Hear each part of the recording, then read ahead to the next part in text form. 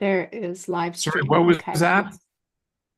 Oh, no, it says Blair's Phantom or something. Is that like an Yeah, That's a note taker. go take her. what? Okay. Gosh, my place looks so much better. Done. Redirecting to. Okay, that's it. Okay. Righty. And So I think just we're ready to waiting for it begin. to- Almost. Just give me 20 seconds here. It's just doing its thing, pulling it together. There we go. We are live on YouTube. Woohoo. Done. Done. Right. Okay, we can start. Oh, and we've got another note taker. It's mine. Aaron's is mine. Okay. Just give me allow 20 seconds. Here. It's just Well, that's interesting. We have 4 AI note takers. So, okay. Now I Alrighty. have to go back and stop my echoing from happening. Okay, we can start. Oh, and we've got okay. Another note taker. It's mine. Aaron's is mine. Zach is here. Hi, Zach. Allow. Hey, Jane. That's interesting. We have How 4 are you? AI. I'm good. When are we doing lunch again? It's been a while. You know, I'm ready. I'm ready. I just didn't know how busy you'd be, especially since you're not 2 hours away. So anytime's good. Sweet. Awesome. Okay, we are good to go. All right. So, We can begin. yes, we All can right. begin. Welcome to the 310th episode of the Blair Dunkley Experience. My name is Patty. I'm a certified Mind Model Method coach and your co-host this evening with Tim and Becky Graff. Your host tonight is Blair Dunkley, the creator of Mind Models. Blair Dunkley Experience is Blair's free gift to you. He coaches and teaches you using Mind Models so you can experience effective change in your life. What are Mind Models? Mind Models are simple thought frameworks to help us put names and labels to how we think. Personally, Mind Models helped me overcome more than a decade of depression. They've positively impacted my life in every area, including my relationship with myself. So welcome, welcome tonight. We look forward to getting to know you better. So just going to check up. Anybody have any leftovers? Any thoughts from last week's program? Anything you'd like to ask or questions you have from last Tim week's said that program? he had some. Pardon? Tim said that he might have some. Oh, Is that Tim. correct, Tim? Okay. Yeah, yes. I kind of got the cheat sheet, so but yeah, the feedback that I got was my name's Tim. Sorry, I should have introduced myself. Second class, grateful to be here. Got some good feedback, and then my lovely neighbor gave me a book to look at. And I immediately kind of looked where I remembered, and before I look at that, well, I've spent a lot of time reading it and thinking about it. So the one thing that stuck out for me was the 3 E's mind model. So effective, ineffective, external versus internal, evaluation versus judgment. So that was one of the things that I kind of took away from that. And just the feedback that I got kind of went with that, because it immediately was like, oh, this is how I think. And when I speak, that's what I'm thinking. So that's what I got. Again, I'm grateful to be here. I'm going to spend some more time reading and taking some notes and trying to learn some more of the stuff that you guys talk about. So thank you. We are very glad to have you back. Did you get the Blair's free gift of the 3 E's? He has an explanation that goes, did you get that? We put it, oh, I know you got that, but Jane, could you put the link in the chat for Tim on the Blair's free gift? Chat, where's that? Chat. There. Really down at the There's bottom, there's some bubble buttons down there. Tim's on his cell phone, so he said he has a little problem with it. So I'm going to copy and paste it, and I'll text it to him once. Oh, Oh, awesome. all right. Thanks, sweeties. Thank you. Okay, anybody else? Any leftovers? Any other thoughts? I have a thought. Yeah, Jane. This is actually a new request. Instead of being the outro, I'm going to put in the intro here. You know the little thing that Patty does at the beginning where she talks about what mind models are? Yeah, yeah. If you guys think you have it in you, which I hope you do, to do one of those only explaining what mind models have done for you, those would make wonderful shorts to put into YouTube to help Blair's Yeah. channel. Yeah. If that's something you think you'd like to do, Can you explain that again, please? It made complete sense, but okay, so when Patty does her intro and explains what mind models are, and then she explains how they've impacted her life, it doesn't take her very long. It's what, a minute, maybe two. But Yeah. in YouTube, they have this thing called shorts, and anything that's less than, I think it's 7 or 8 minutes, those go into their shorts algorithm, and those get boosted really, really well. He can get, 1,000 boosts that a regular, 1.5 hour episode would not normally get. So that would be an awesome way to introduce mind models to people. And then the other thing that I'd like to see for Blair, and this is a request again, is the ability to have in the description. Oops, you just got, this meeting is being, suddenly it got quiet. So that when people see the short, they're going to be able to see what is this, or where can I find out more about it? We can post his book link, and we can post a link to the live so that they can catch it and what time and all that other stuff. So Jane, where are you wanting people to do those little shorts on this broadcast, or is there They don't have to. how do they get those to you? They can either record it with Loom or a Zoom and then send it to me, and then I can get it posted. Would you like to put your email in the chat then for people to be able to send them?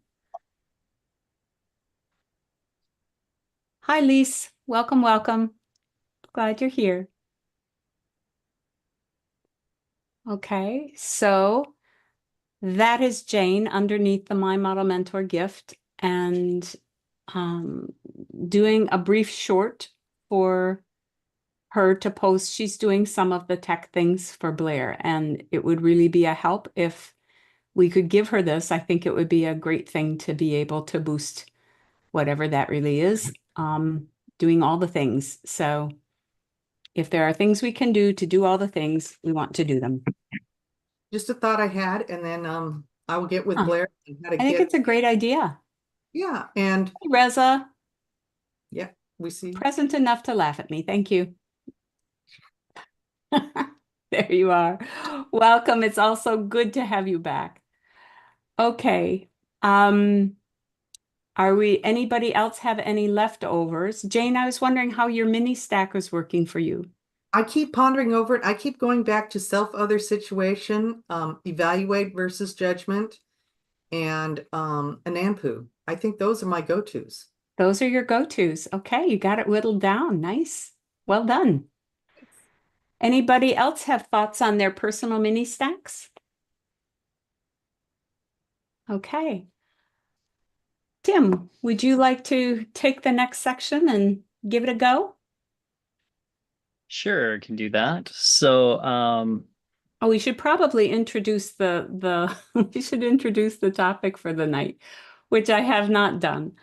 But we are doing a stress series, and we are navigating acute and chronic stress. And tonight is the role of evaluation as well as care and concern in navigating stress with mind models. So take it away, Tim. Yeah, so we wanted to start things off with talking about assumptions. And I don't know who here was on episode 306, but we kind of touched on talking about a little bit about assumptions.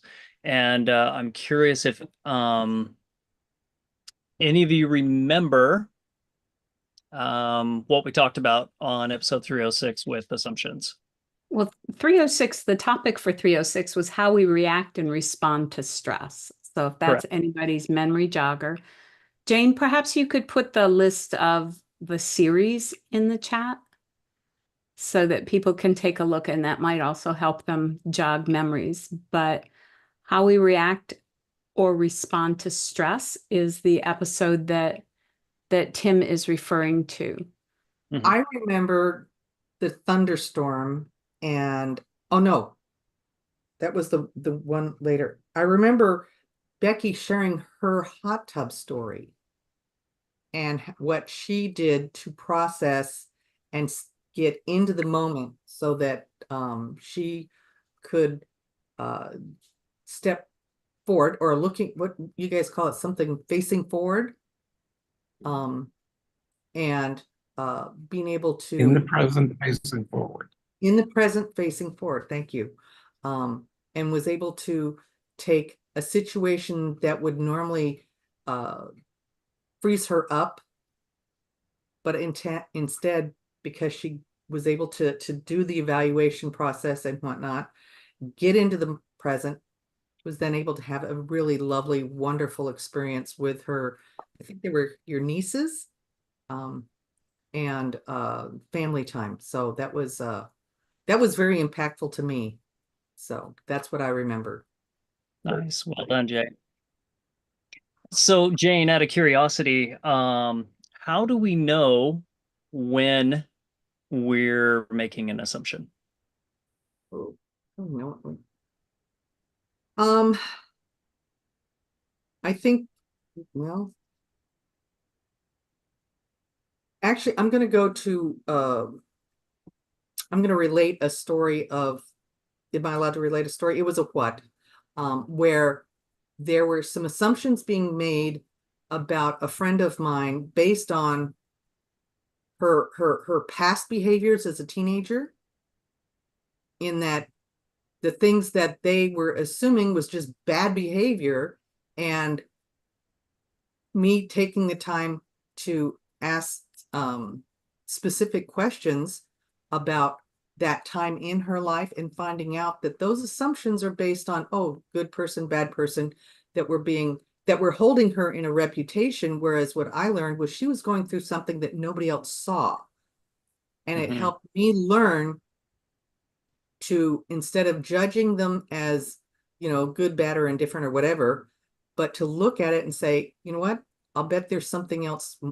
There's something to his or her past. There are events that are driving these types of behaviors. And it was by bringing, to bringing in a generic way that experience in a discussion situation later at church, the assumptions people had been making, and it wasn't just this one person, it was about, just, you could just see it all through the room, where they had been making assumptions about this, about this, about this, and how it just changed the perspective of the whole room, because they assumed bad parenting, just a wild child. They'd just come up with all these judgments that were based on they were just assuming these judgments were real, rather than thinking there's more to it. The whole walk a mile in my moccasins kind of. And that's usually when I see those judgments, that's when I know there's some assumptions happening. And that's with me too.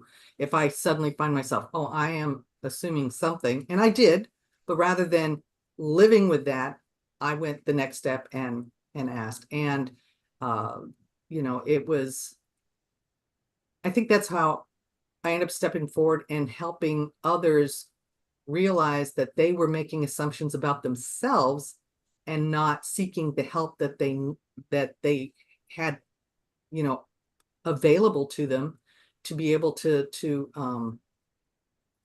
grow beyond past experiences. Yeah. So Yes. Yeah. Jackie, Well done. Yeah. did you have Jack. something you wanted to share, Jackie? Please excuse my lazy demur or whatever it is. I am so pooped. Tim, my neighbor, and I have been hauling gravel all day, and anyway, but yeah, so assumptions for me. I realize I might be making an assumption when I'm not in alignment with something. Things are kind of off kilter. Like I'm saying one thing and it's the reception I would expect, because it was like my intention was not to be negative, but it may have been received in negative. So it also allows me to figure out if somebody else might be making an assumption about what I'm saying, because the alignment is off. It's like it's not a comfortable conversation. Things kind of get stressed, you know, you say one thing and it just tweaks it up a little bit more. So that's when I have to stop, first of all, and ask myself the question, like, wait a minute here, am I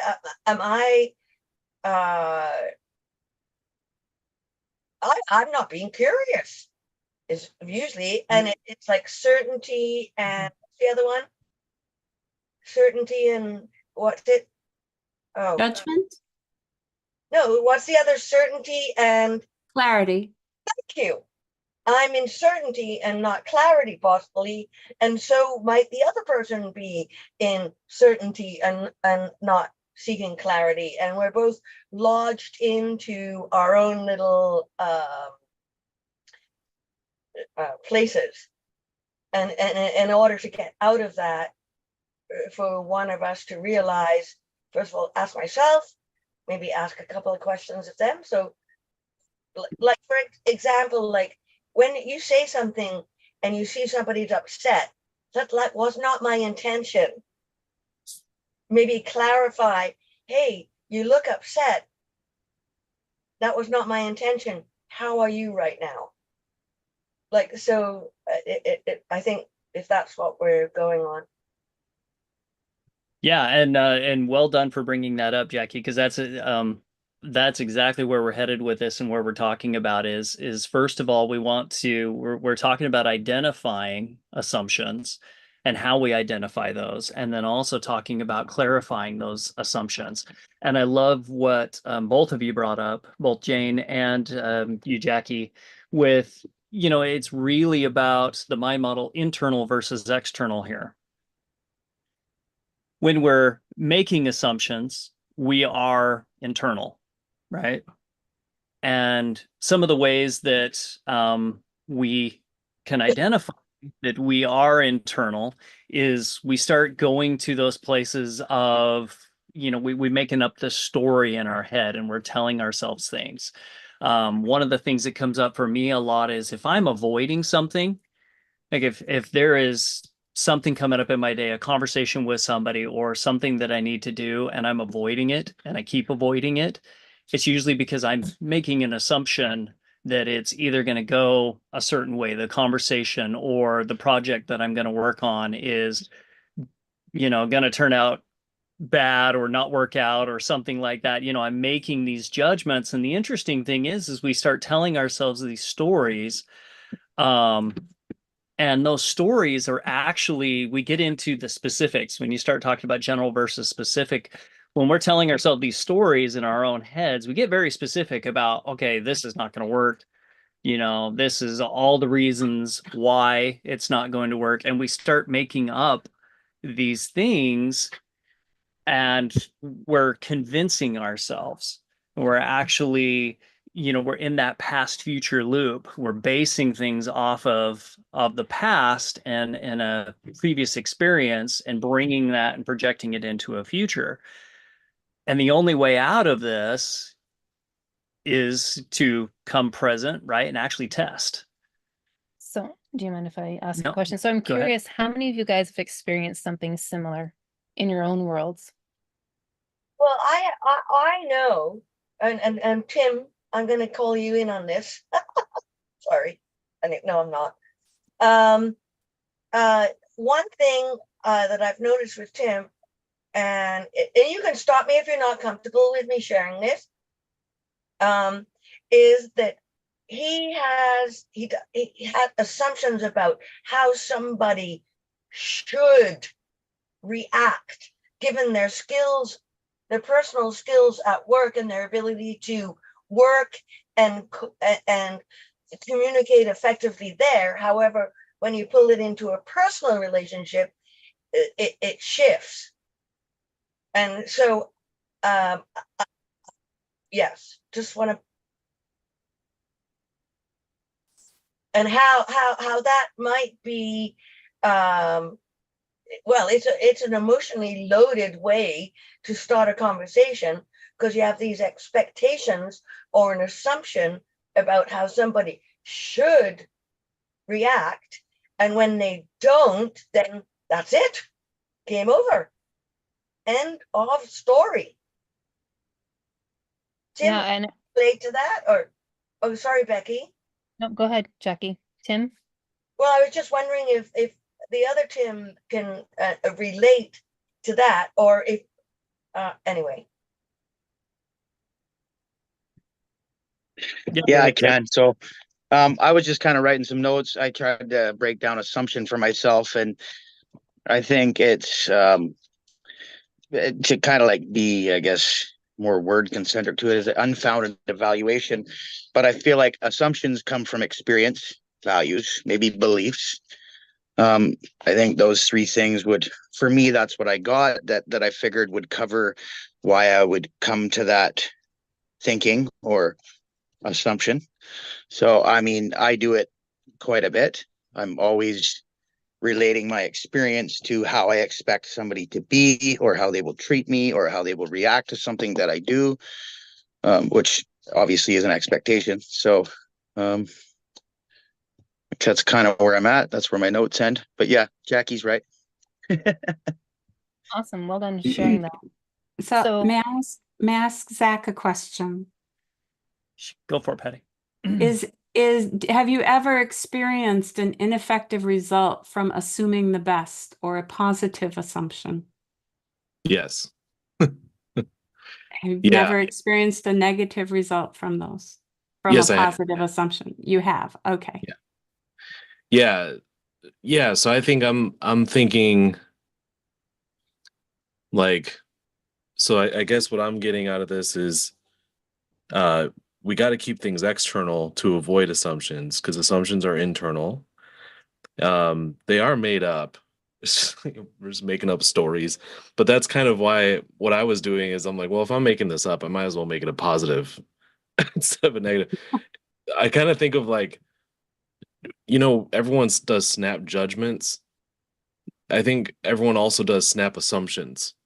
And so like I'm trying to, what I've always tried to do is, if I'm going to do a snap assumption, let me make it a positive one. But even that is significantly less effective than just getting external clarity. Mm-hmm.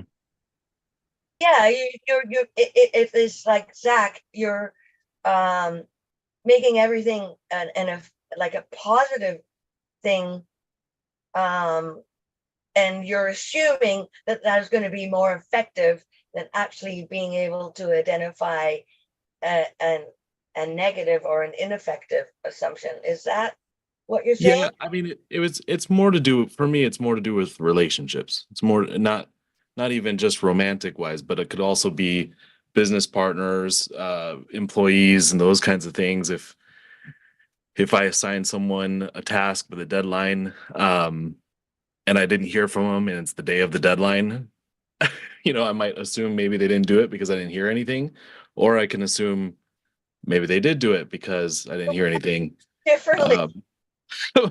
Or I can just ask them and get externally verifiable clarity. Because like Zach, when you have all of that, like, did they, didn't they, did they, that, like, how much time and space does that actually take up with your stress, or like some other Valid. side, like, does it eat your time or does it make it flourish? I think sometimes, yeah. I mean, it depends on the scenario. You know, what I'd love in a perfect world is to assign someone something, and then I can just forget about it completely because I trust that they're going to do it. I like it. So better communication would be, yeah. Interesting. Well, and the great thing about this conversation that I love between Jackie and Zach that's going on right now is last week I wasn't here, but I'm aware that we talked about, you know, managing time, right? And the fact that we can't necessarily manage time.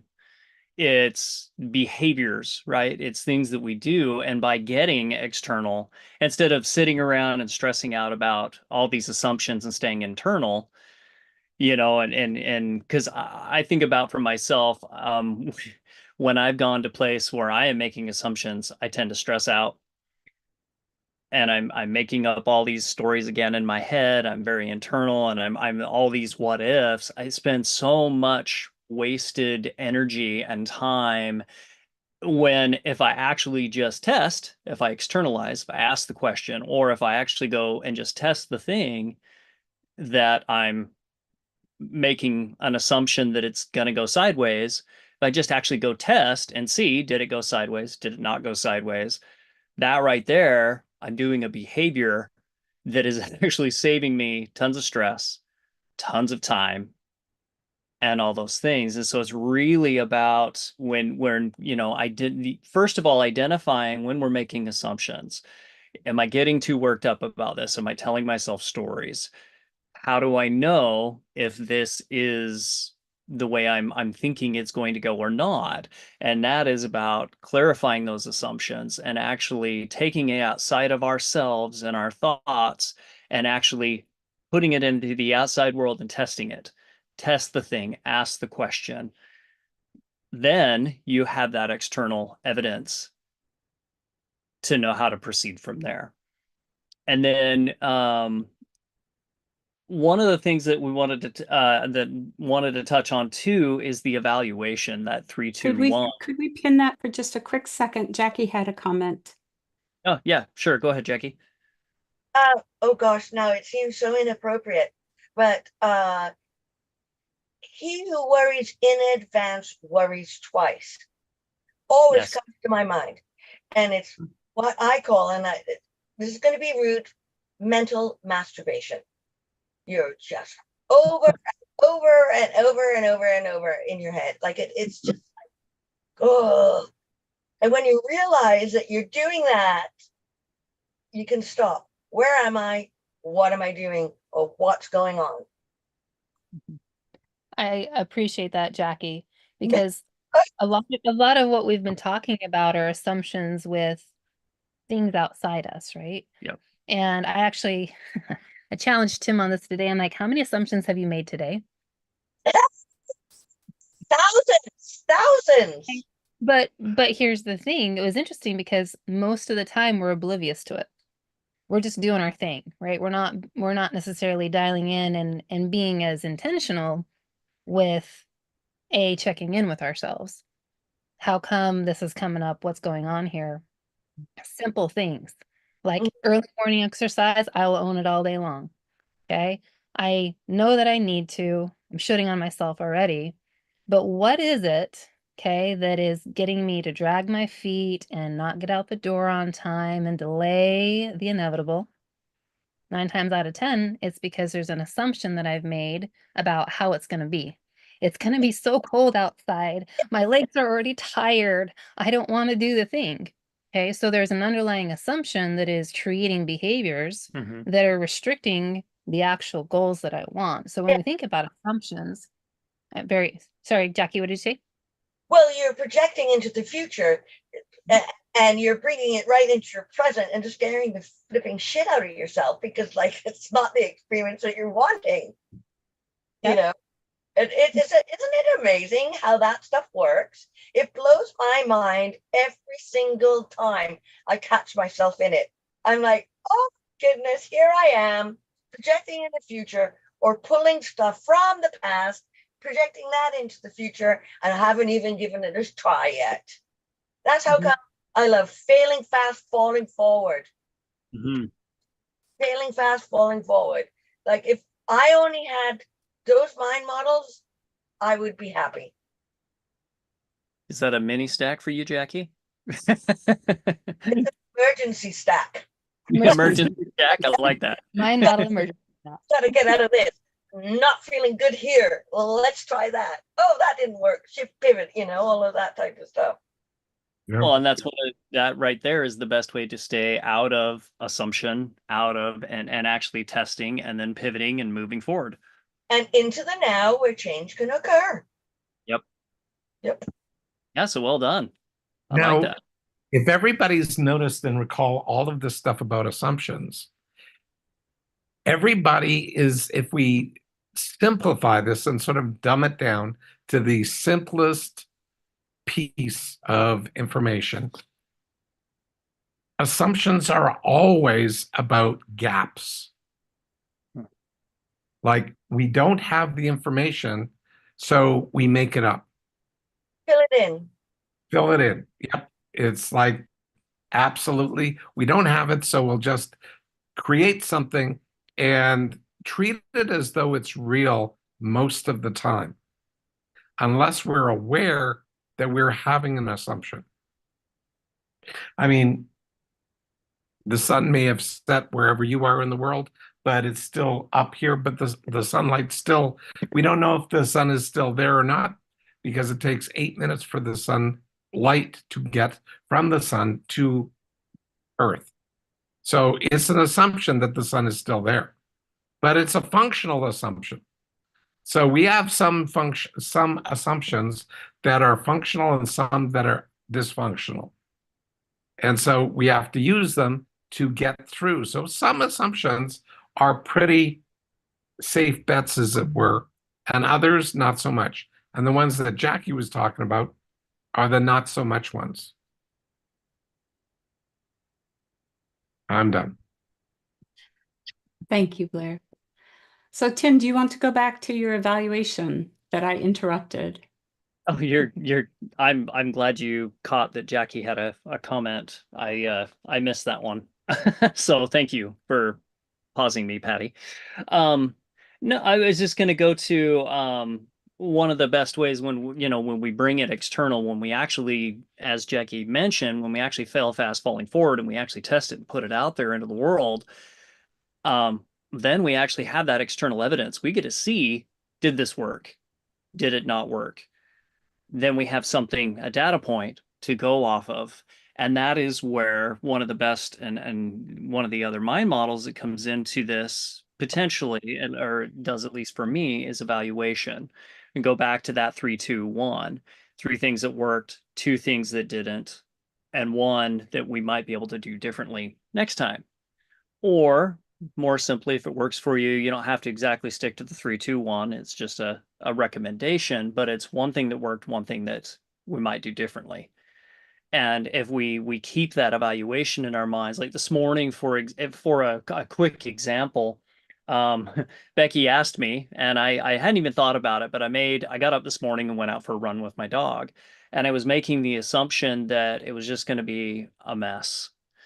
My dog was going to be stopping every couple feet and wanting to sniff this bush or sniff that bush, or I'm going to be cleaning up potty messes on the trail, and all of these assumptions are going through my head. And I'm thinking to myself, I'm sore anyway. Maybe I just lay here in bed. And the interesting thing is once I finally took that all out of my internal and said, okay, I'm just going to go see what happens. I'm externalizing this. I'm just going to go run. I'm just going to go test. I went out the door, and sure enough, we found ourselves on the trail. She sniffed a couple bushes, but then she kind of got the hint that, okay, we're out here to exercise. And so she's running next to me. And yes, I did end up cleaning up a couple messes, but I had to kind of chuckle at myself as I'm cleaning up these messes, because I'm thinking, I could have gone down this whole judgment rabbit hole and just been like, man, I told you so, and this is a mess, and I just should have stayed in bed and all these things. But actually, I had to chuckle because I thought, well, here I am. I'm out here. I'm actually testing this.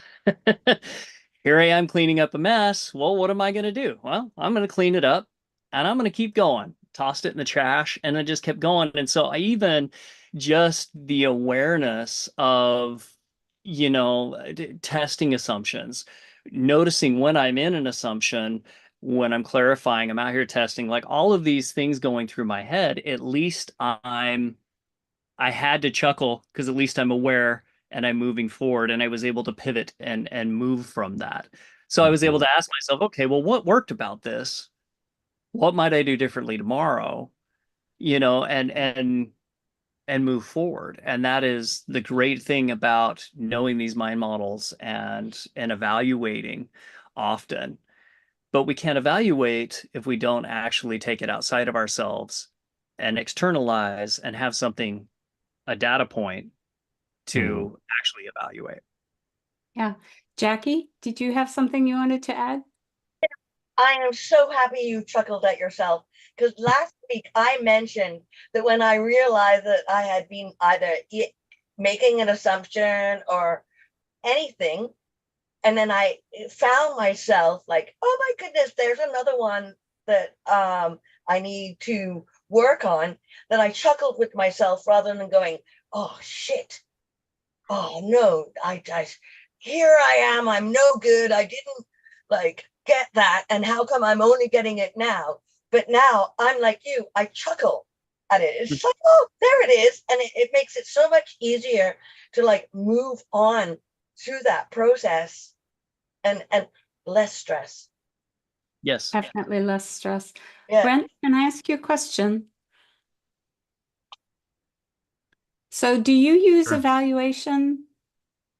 Do you use the 3-2-1? You've been around for quite a while, so I'm wondering, Mhm. how does evaluation play into you managing stress?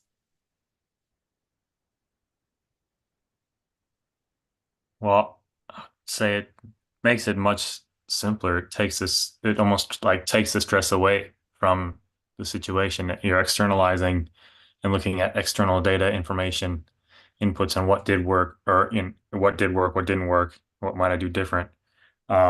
But it comes from the testing. So you have to really test if it's accurate, or if, what I was assuming is actually coming true, or if it's doesn't even work, or if it's effective or not. So that's that next step in that what Tim Graff was explaining. That was like the same process. If I'm testing it, then I'm evaluating it like, oh hey, this worked, and doing this didn't work. So it makes it to being real. Write things down, Brent. How do you keep it external to yourself? Yeah, write them down. If it's something significant, I'll write it down. But sometimes if it's real quick, just during the day, just run through it really quick. But if it's something larger, or during the day, if I'm having something I want to remember or focus on, then yeah, I write it down. Mm-hmm. Leslie, do you use evaluation to manage stress?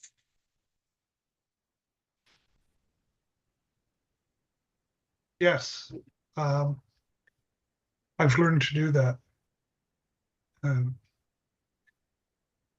You have been asking me about my stack, and it's 3 E's, and I've been thinking more and more about Anapu. So it is stopping and thinking about looking, realizing, reevaluating, and then continuing. Thank you. From there, I was just typing a note. I'm looking at the time, and I have to get going. We're going to be scanning for the rest of tonight, so it's going to be a long day. But thank you to everyone, and Well, we're glad you were see you able next to week. make it for even part of it, Leslie. It's always Thank you. great to see you. Thank you. Good night. Mhm. So Matt, I know you jumped on late. We're talking about evaluation and the ability to evaluate things and helping manage stress. Do you use evaluation? Is that part of your regular life, regular routine? Yeah, I'm trying to get better at it. I was normally kind of brought up, not, well, I guess as I grew up, my father was one to react first and not think about the consequences after. So some of that was built into me as a kid, but um, now that I have my own kids, I don't want them to have that same um, non-evaluation situations where they don't evaluate this react first. So yeah, I've been since joining and being a part of this, I've been a lot better. I know that for sure. I'm trying to just to evaluate and get back into the moment and realize what's actually going on in the now, so that the stresses can go away. You can evaluate how to make one change that will transform the moment and make things a lot better. Okay, thank you, Matt. How about you, Zach? What role does evaluation play for you in managing stress? It's huge because I feel like stress is oftentimes emotional. And so evaluation kind of takes the emotion out of it because we're also focusing on external evaluation. And so it's very, very effective. Yeah. I mean, I could think of quite a few stressful moments, even the last few months that some of them I was effective with, others I was not. And there's a clear distinction of which ones I was evaluating and which ones I was not. So yeah, What do you do to keep your evaluations external? well, I think when I start getting emotional about something, I've been like, even before I met Blair, I've worked really hard on being very self-aware of like my own feelings and stuff like that. And the mind models have really just helped me to name and label those things and those techniques and to provide even more effective ways of doing it. So I just know when I'm starting to get worked up over something, and then I can immediately like kind of start to pivot and say, okay, whoa, which path are you going down right now? Mm. And kind of self-evaluate and make a little bit of a pivot. Not always, I'm definitely not perfect at it, but I do very much give it my all to do that. So Thank you. So I'd like to suggest to you all that you consider journaling or keeping a record of your evaluations. So for me, I don't do a strict 3, 2, 1. My brain does not relax into that easily. So what I end up doing is I look at the things that worked and I make a list of those things. And then I look, instead of the things that didn't work, the things that could improve if. And my brain settles in well to the things that could improve if, and I make a list of those. But by writing them down, they remain external to me instead of coming back inside. So whenever we've got, whenever we're doing the evaluation, even if we're looking for externals, if it's all in our head, it's really easy to slide back into the internal. So Blair had a really interesting idea with relationship to time from last week, managing time with this type of evaluation. Would you like to share that, Blair? Or would Yes. you like me to share what you shared? Yeah, if you don't mind, because I don't have my notes with me. That's Right. fine. I just had to move locations. I'm just Okay. okay. Sure. The idea was that when you write down something that you're going to do, estimate how much time it's going to take, and then look at what's real. How much time did that really take? And begin to track this 3 or 4 times on a similar task. And you can begin to get closer to how much time is that really going to take? What is real versus that internal thing of realistic, real versus realistic, realistic being what we think it ought to be, and real being what it is, and tracking those times and being able, the reasonable man theory. Yep, Jackie. So, but being able to track those things and learn. So our evaluations are also data points. They're ways for us to learn how to grow and track our effectiveness. Becky, I think you mentioned journaling and seeing patterns. Would you like to expound on that a little bit? And Jane, did you have a thing that you wanted to Oh, share? I'm sorry, I didn't see you, Jane. Okay, as you were speaking, I realized that I make certain time assumptions on a regular basis. I always assume, okay, it's going to take me this much time to get somewhere. But there are other things that even if I am on my calendar, I go, I assume it's going to just basically take me the rest of the day and there's that because when I get home, even if it didn't take me that long, or if whatever it is I'm doing at home, afterwards, I'm going to need recovery time. So I don't schedule other things, but I do schedule drive time. So there are different ways that we assume things. Yes, absolutely. I didn't realize I was doing that until you were speaking. So now I'm aware of that. So now I can say, okay.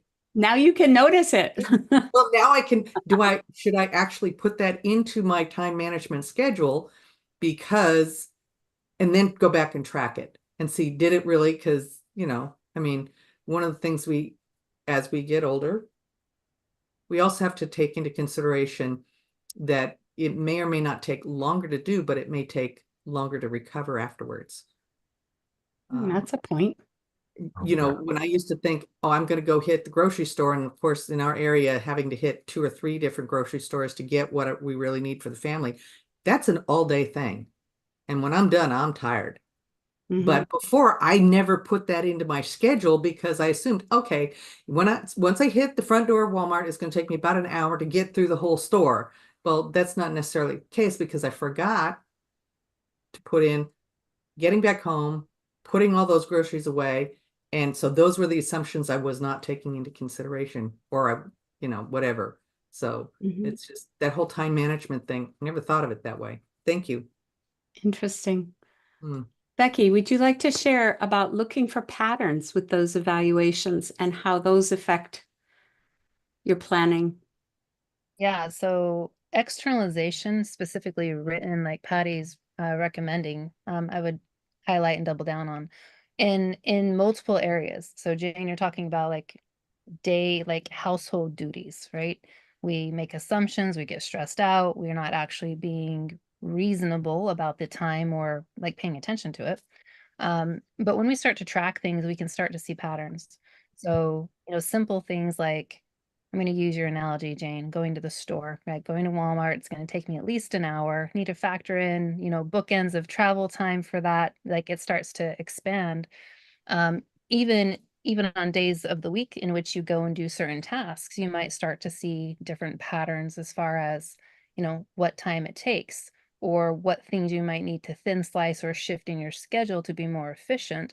But it all comes from life metrics. That's kind of how I look at it. It's life's metrics. What's actually going on and how are you capturing it?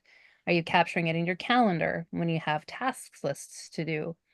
And more specifically, like when we're talking about changing behaviors, okay, shifting and managing ourselves so that we can decrease the load of stress that we carry because of our assumptions, because of our habit patterns that we currently have.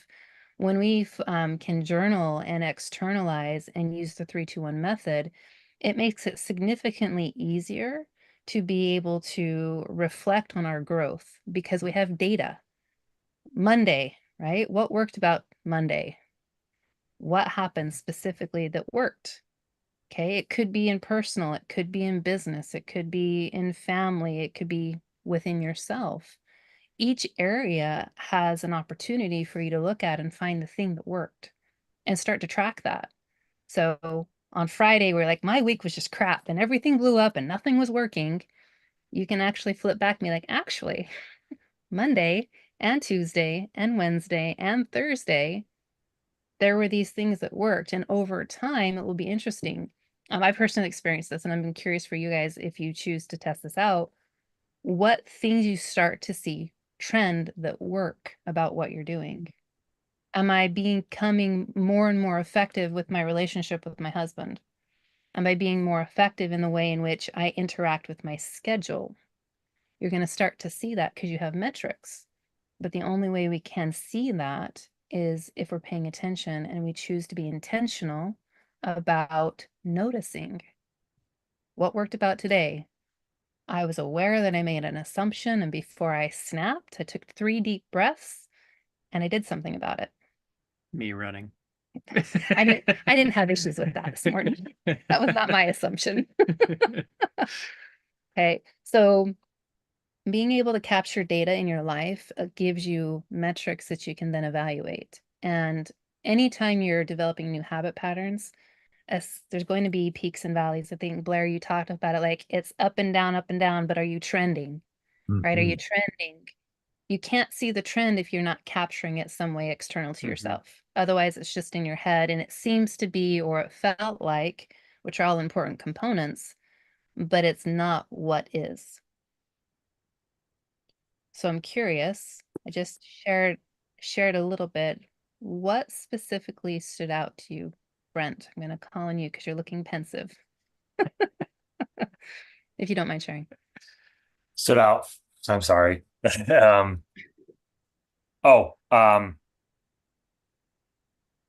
With what you just mentioned was the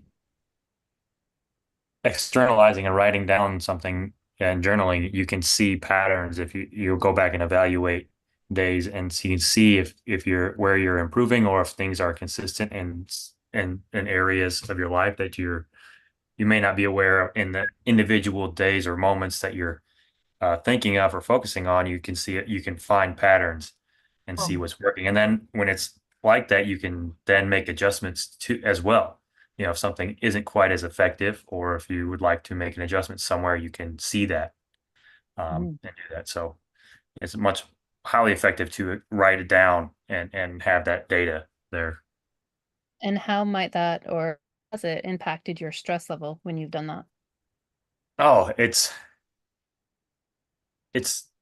much lower stress because it's not stuck inside, and you have to trying to think about it and have all this information in your head and not really knowing what to do with it or how it's working. You have it on a piece of paper. You can just look at it and just go as it's external data, and then have it, run through and evaluate it that way from an outside perspective. So you can see it from a different perspective that allows you to do that. Almost like third-party validation that came from you, huh? Yeah, exactly. It is, because you write it down. It's the past. You're looking into something you did in the past, as like the data points, but you're seeing it from a different perspective. So yeah. Awesome. Yeah, I have looked back, you guys, on some of the things that, like when we first started doing mind models, we had a book. We actually bought a book that was specific to 3-2-1 for our household.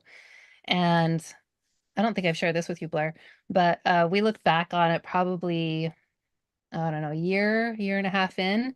And some of the things that I wrote down, I'm like, who was this that wrote this?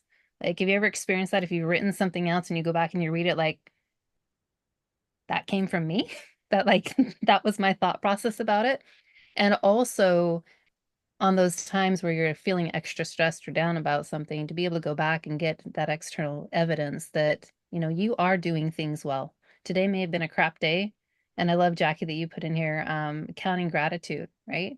What are the things, like externalization of the things that you're grateful for can also be a great reminder of when you're having a more challenging time, like the light, right? The possibility, the curiosity to keep you going forward. And Matt, you put in the chat, and I'm curious if you just want to come off mute and kind of explain how you were thinking about it, your diagnostics. Yeah, just like looking back of like I can refer to as a car engine. When it starts to run rough, you take it to the mechanic and you get them to run diagnostics on it. And we can do the same thing by just doing the journaling and tracking, like you're saying. Areas of businesses do that and those kind of things to track what's going in and out. doing the journaling of how you're managing certain situations, time management, all those kind of things. Running those little journals allows us to see if our engines are running smoothly. I kind of want to call them mind model engines, because you got your mind models and then we're the engine behind it, to know if it's running smoothly or not. And if it's not, then that journal can help us make those small little tweaks, make that one change to make the one more effective move the next day. I've had a quote that I've read out of a book. It was like last week. It's just learning today can create accuracy tomorrow. So just thinking about those little things, and if we're journaling, we're learning something about what we're journaling, and then tomorrow we can correct it and make ourselves more accurate. Awesome. Thank you for sharing that. I love how you're thinking about it in relatable areas and spheres in your life, which is awesome. So is there anyone else who would like to share how this conversation about externalization has helped them, or how they see it might help them moving forward? I usually call on people, so if I don't get a volunteer, then I'll ask specifically. What's the question again? Sorry, Becky. If anybody had anything to add. Tim, you raised your hand, Defoe. Go ahead. Yeah, I've got a lot of notes here. So, but what I've heard people talking about, again, with externalization, so being a journal, or sometimes I like to get feedback. So I share a lot with people. I tend to open myself up to most people. Just let's go that. I find that's one way too to receive another opinion, but I will reference Jackie there because she does call me on my stuff and gives me good advice, stuff that you guys have been talking about. So it's kind of adding up to me. But yes, journals, I think, and if people don't write it down, sometimes recording your voice and just talking to yourself about the day, I think all of it's still externalization, and trying to understand, this is how I was thinking that moment, this is how I feel.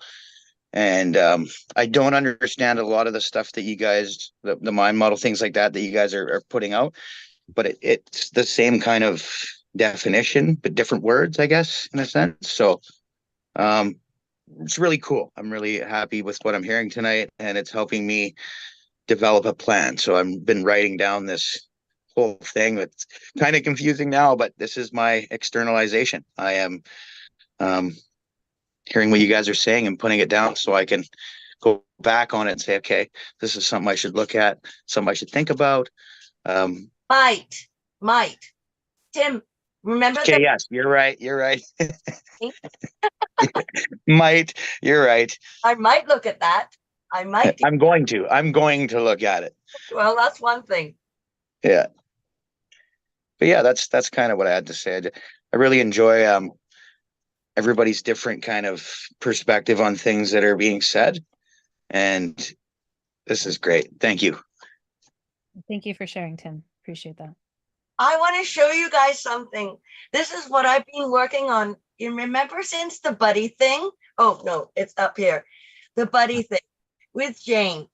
Oh, yeah. This is my externalization and all my crossing off stuff. It got a little wet, but look at this book. And when I'm having days where I go, haven't done too much, I just look at this and I go, wow, because all of the things that I've crossed off. And one thing I notice is I cross off things that I had on my list that actually become unimportant. They just kind of dissipate into the world, because for some reason doing X will satisfy something else on the on the list. So even though this is being rained on and stuff like that, I keep it because it helps me stay on track and also realize that I've done a heck of a lot of stuff.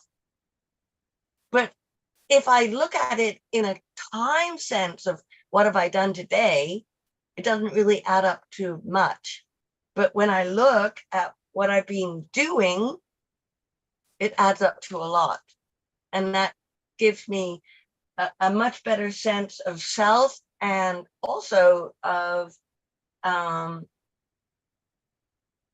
can't really think about the word.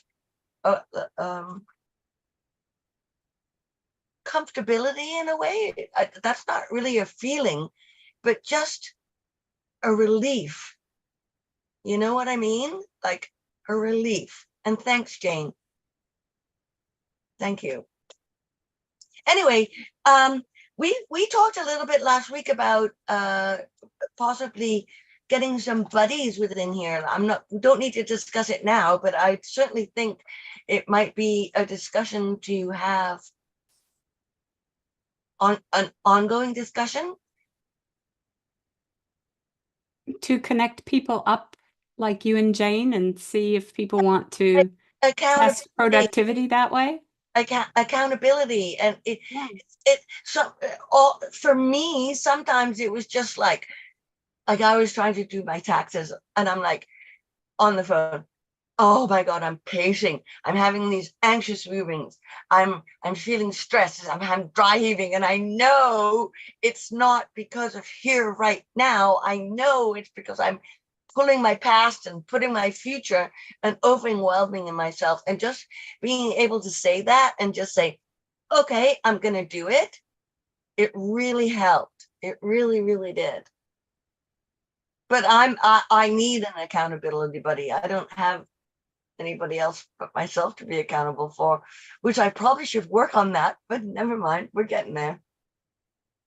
Well, what you've done with Jane has been really effective. I remember when you started it. I'm really excited that you've kept it up and it's working for you. So cute here. I just want to take my for me too.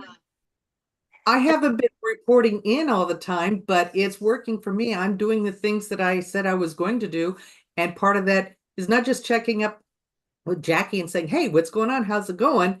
But I'm doing the things I'm supposed to be doing. I just haven't gotten back to saying, look, I got this done. So exactly. You know what?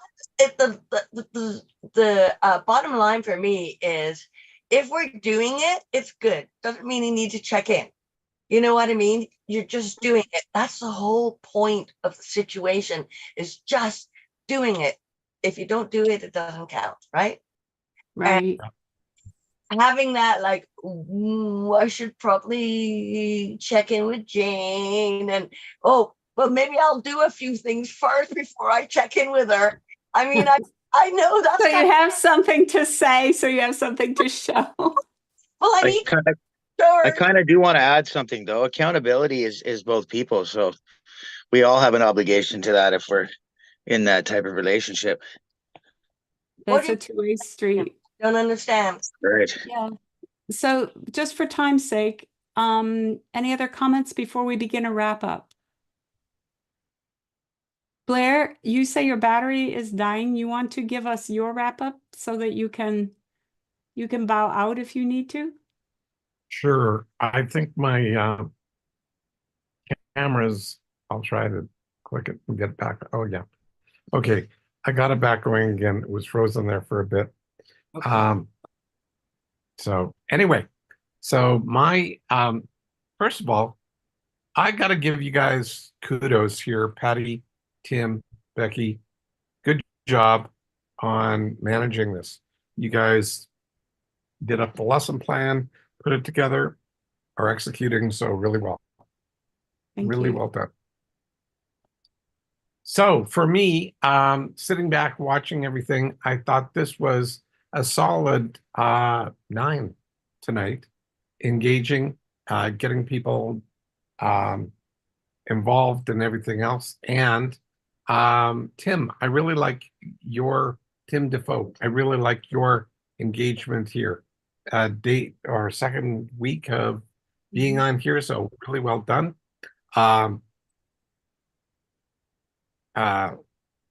Lise, really glad you're back. Thrilled with that. Matt, your comments are always welcome. Super great job. So anyway, yeah, no, so I'm overall, I like where this is going, and yeah, I don't know how much longer my battery is, but I only have like 15% left, and it's been falling like a stone. So if I go, I hope I don't shut everything down. I've made other people co-hosts. I may have to make somebody host if I leave. Yeah, so Tim and Becky, I think what I'm going to do is make you guys hosts, if that's okay, Jane. Does that work for you? Okay. Okay, I'll just do that. Okay. Thank you, Blair. Appreciate it. Tim Defoe, would you like to participate and wrap up tonight? I actually would. So I'll just keep it kind of concise here, but some of the things that I'd forgot about, and some of you guys know from last week my story. I've been through a bit of stuff, training and self healing, CBT model, stuff like that. But one of the things that I forgot about that Becky had mentioned was awesome, was just a self check-in. And you can do that anytime. And that stuck out for me, and I don't. And I really need to get back to that, because even that 30 seconds to just like, okay, I experienced this. Maybe it was good, maybe it wasn't. And it shouldn't matter if it was a negative experience or a positive experience, however that looks. You should always just self-reflect. And at the same time as we were looking at assumptions and, you know, externalization, how to notice these things, we can also notice good things, because those are behaviors, habits, patterns, ways of being that I think we should also acknowledge and continue to try to implement more in our lives. So super grateful to be here. And that's what I got. Thank you again. Well, your participation adds great value. So we're really excited to get to know you and to have you get to know us. So Thank I you. look forward to seeing you back another week. You will. Reza, I don't know if you're going to participate in the wrap up or not. You just let us know. And we'll go to Zach. Do you want to participate, Zach? Yeah, definitely like a 9.4 tonight. Really, really effective evening. Learned tons about assumptions. Got even more clarity on internal versus external, and especially with evaluations and making evaluations an external process to have data points and stuff. I think that was highly effective, and I wrote down IBR as well with that. Assumptions are just filling a gap. I like that. I thought that was a very good, simple way of thinking about it. And I'm going to have to watch last week's, because you don't manage time, you manage behavior. I thought that was super insightful. So I'm going to be focusing a little bit more on that. But yeah, 9.4. Wonderful, very highly effective evening. Thank you. It's really wonderful to have you back, Zach. We've missed you. So Brent, would you like to participate in wrap up? Yeah, I'll participate. Well, tonight was the reminder from Becky was the externalization from journaling and being able to collect those data points and look back and evaluate to see if there are patterns and kind of see where you were and how far you've come. You can have that information there. So how important that can be to externalizing and to see it from a different perspective. So, yep. So I give it 8.5 for me tonight. Thank you.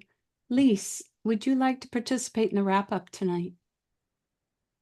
Yes, thank you for asking. For me, it's basically looking at the context.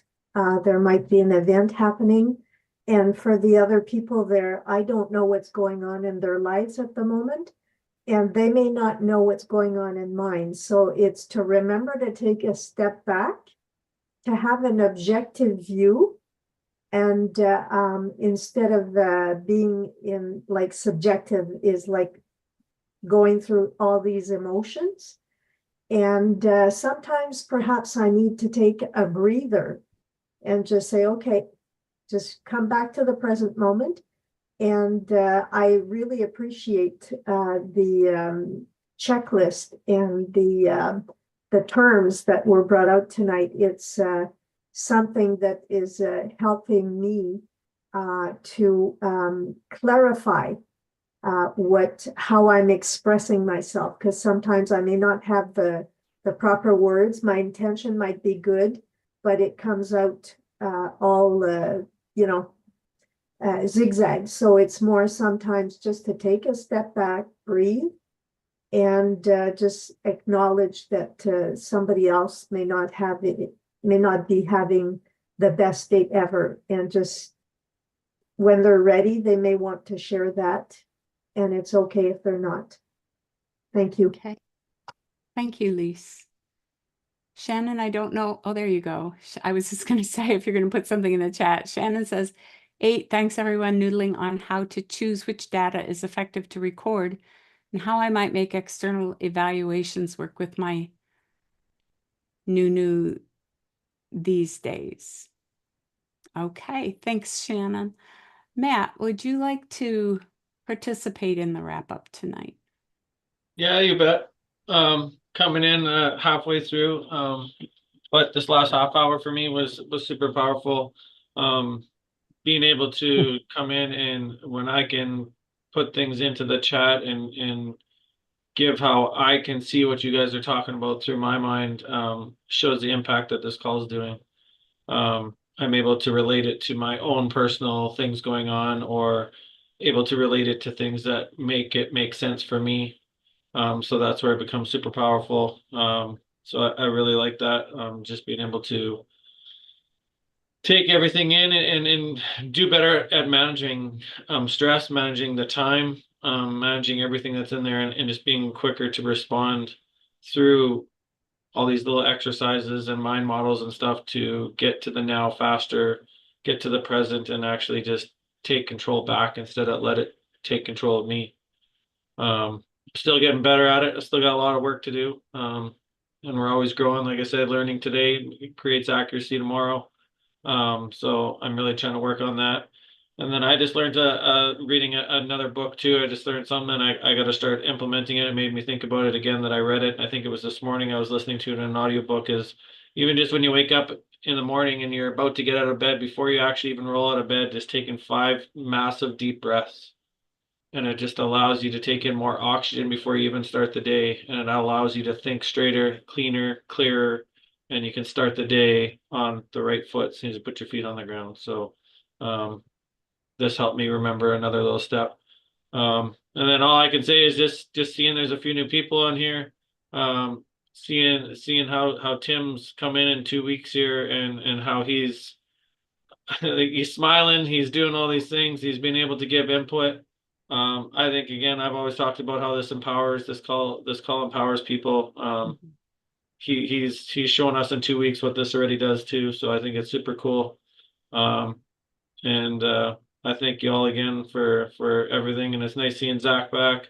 It's nice seeing a few people, and I noticed that I'm an observant person too. And I think this is the first week I've seen the man beside you there, Becky, not wearing a hat. He's got his hair done and spiked up, and he came ready for the show tonight. So I like it. Thank you, Matt. Thank you guys. I give it a good solid 9, and I'd probably be closer to 10 if I was here for the full half hour. So love it. Oh, thank you. Just to update Shannon's, make external evaluations work with her new now these days. So little editorial adjustment there. Miss Jackie, are you going to be back?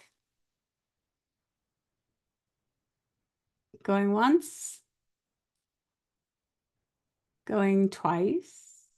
Reza, do you want to participate in the wrap up? Okay. Tim and Becky, how about your wrap up tonight? 9 for me tonight. It was great to have so much participation today. The energy on this call tonight was higher than it's been in a bit. Well, in a bit. If I felt it anyway. So I appreciate the conversation, because there's a lot of what we discussed today that are like key indicators that impact us on the micro and also potentially macro level, depending on how intentional we're being, what we're paying attention to, what we're noticing. And with the mind models that we're going through, having the tools to be able to put a name and label to what's happening so that we can, again, it was said tonight, take back control or take control in our world is super, super impactful. And again, the new faces, we weren't on last week. So Tim, lovely to meet you for the first time. And Matt, your insights, and Zach as well. Lise, everybody on this call provides such a richness with what you share. And Patty, as always, the smooth voice and the hospitality that you exude, that you create and help facilitate, always makes Tuesday nights a pleasure to be on. So I appreciate that. Thank you. Yeah, I want to just to echo that. The participation tonight was awesome. I mean, it always makes this call a lot more fun when everybody participates, because to Becky's what she just shared, it does, everybody brings a different flavor, a different idea, different, thoughts and feelings and things to this call that really just makes it so much more rich and enjoyable. And so it's great to see the new faces. It's great to see some folks that were on and come back, and it's just great. So I really enjoyed being able to look into identifying assumptions and clarifying assumptions, because it is something that I'm still working on, and I find myself making assumptions all the time. And a lot of times I'm not even aware of it, like this morning. And just the fact that having an accountability partner is truly amazing as well.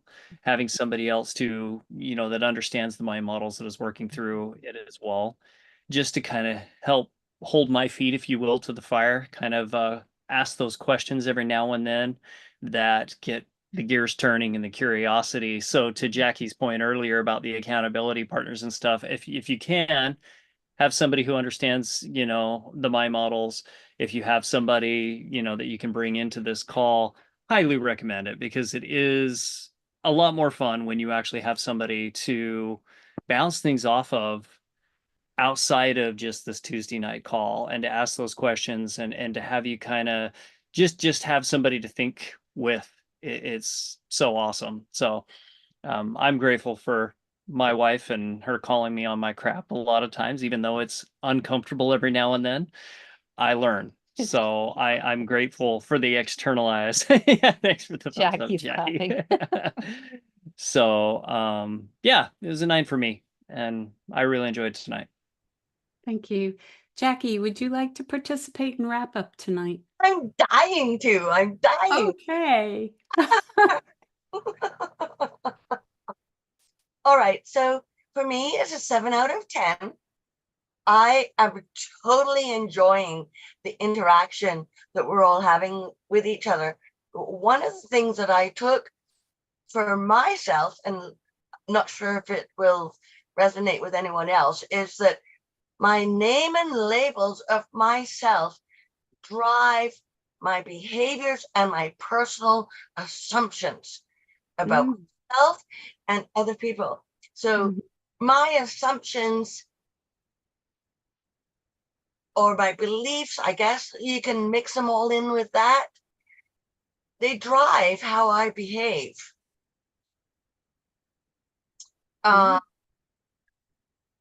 And so within those behaviors, there's a whole bunch of assumptions behind it. So it's very interesting, especially when I talk about my name and labels. I go, does that really apply? And do I really need to be the wild child? Do I need to be the person? I can't really think of a lot of labels right now because I'm trying to get rid of a lot of them.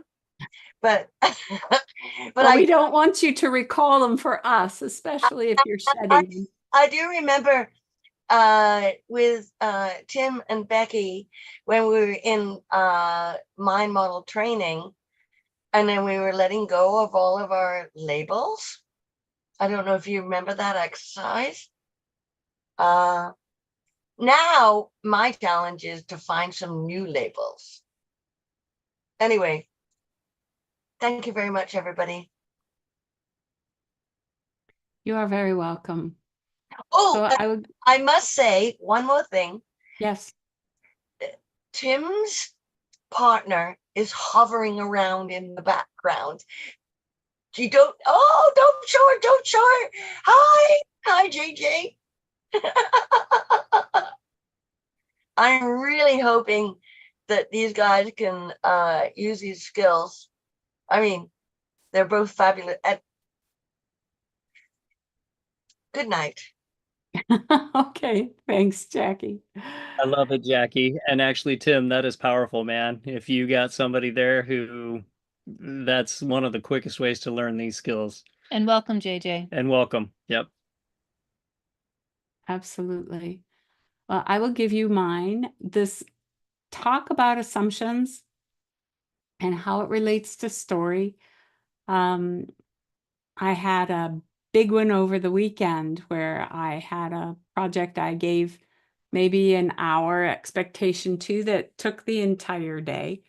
And then I had to go back and say, what happened here to what happened? What was I thinking? So we run into this all the time, and having a process to deal with it, with identifying, clarifying, and then getting into the evaluation portion of what's working about this, what isn't, and what can we do differently, allows us to pivot, allows us to update, it allows us to become effective in our lives again, even when things are unexpected, especially when we discover what's not working. It's, usually has an element of not being expected. So I found the discussion here tonight extremely valuable, and I give it a 9 tonight. And thank you all for coming and participating and bringing your examples, bringing your thoughts. All of it just adds so much depth to the richness of the program. So Jane, would you like to give us your wrap up and then take us out? Yes, thank you. Okay, so tonight I got I'm going to actually bump it up a little bit, 9.25. I had an assumption going on that I would not be able to read Becky's book because I am very soft-hearted and sensitive to anything that involves children, and just that was an assumption I had made. And when Becky assured me a few weeks back that it's not all, her book is not just about the tragedy. There's humor, there's good stuff in there. There's, there's heartwarming stuff in there. I bought the book and I've started reading it. And I feel like I'm getting to know you on a different level. And I'm enjoying that because I think the world of both of you.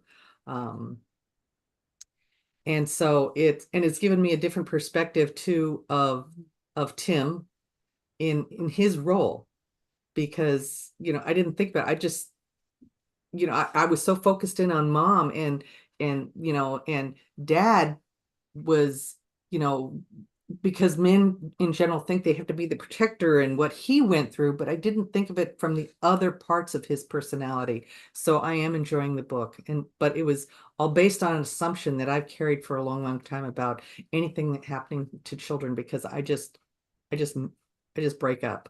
And so I am enjoying the book. And tonight's discussion helped me realize that I have other assumptions that I've been playing on. I wrote my little thing about the Brussels sprouts. I still don't think that anyone could ever make a Brussels sprout that I'm going to enjoy eating, but we had Brussels sprouts for dinner and I just didn't put them on my plate because I had that assumption. Can I share something really quick? You also have the power of choice, Jane. There you go. Thank you. Yes, Tim. Funny, I saw you put that in the comments. So my mom used to make Brussels sprouts a lot when we were growing up, and I absolutely did not like them growing up.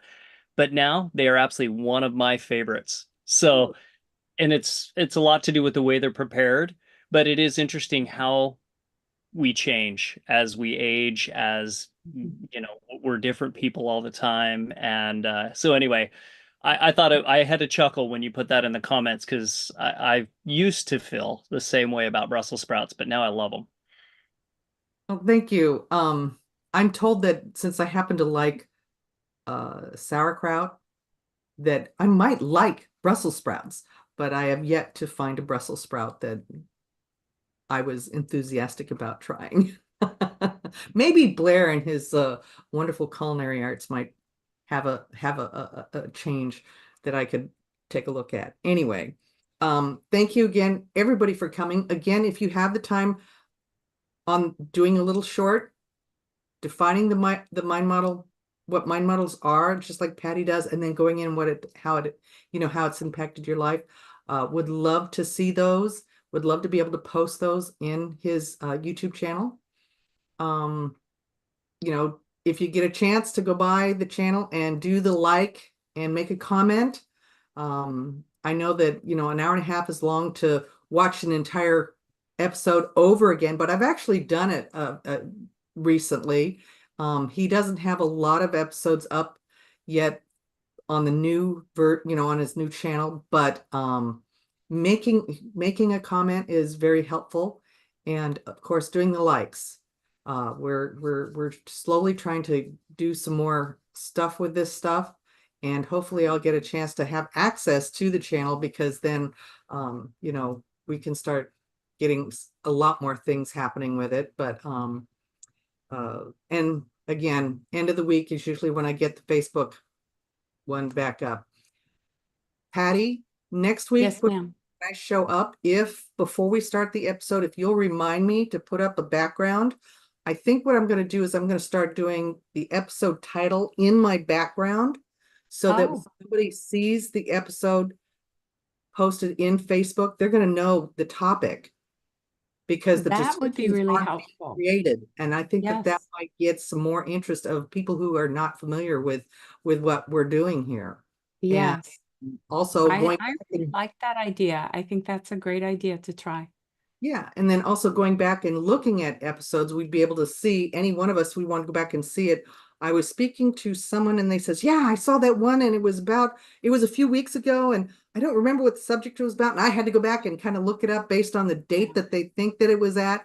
And I went, you know what, we could probably really make this a lot more powerful. And I know that for me, when I look at coping with stress, that particular episode was really a favorite of mine. I've actually watched the whole thing through again, because there was a lot of good stuff in that.